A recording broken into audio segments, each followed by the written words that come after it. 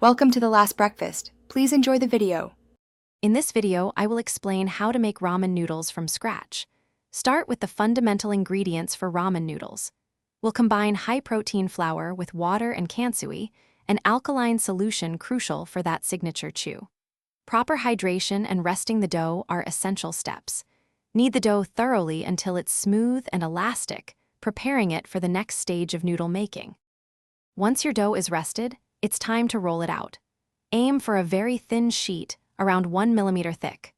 A pasta machine makes this process much easier and ensures uniform thickness. Remember to dust the dough generously with cornstarch to prevent sticking. Then, cut your noodles into your preferred width, usually about 2 millimeters for classic ramen. Cooking your fresh ramen noodles is quick. Bring a large pot of water to a rolling boil. Cook the noodles for just 1 to 2 minutes, or until they are perfectly al dente.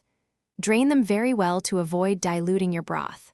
Then, immediately add them to your hot, flavorful ramen broth and pile on your favorite toppings for a delicious meal.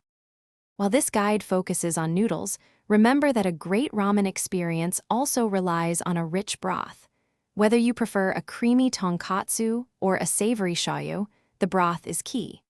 Don't forget your toppings like tender chashu pork and a perfectly soft-boiled ajitama egg. Feel free to customize with any ingredients you love. Thanks for watching. If this was helpful, leave a like and consider subscribing. See you next time.